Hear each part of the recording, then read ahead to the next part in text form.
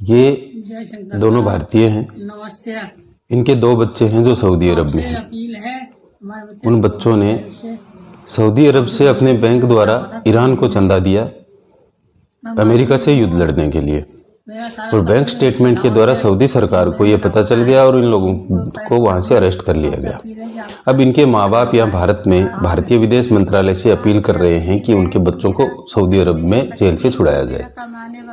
क्या आप सऊदी जाकर आज़ादी के नारे नहीं लगाएंगे? दुनिया के किसी भी देश में इतने नागरिक अधिकार नहीं हैं जितने भारत के संविधान में भारतीयों को दिए गए हैं।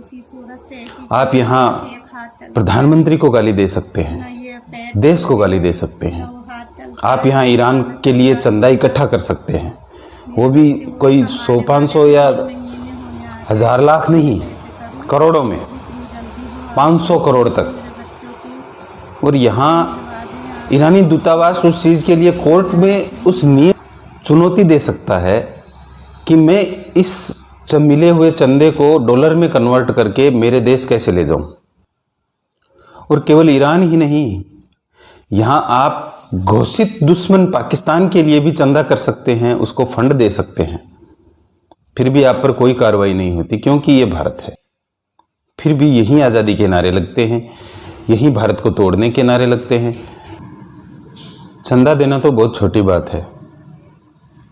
इसी भारत में आप दुश्मन देश के झंडे फहरा सकते हैं, उनके नारे लगा सकते हैं, वो भी देश के विरोध में।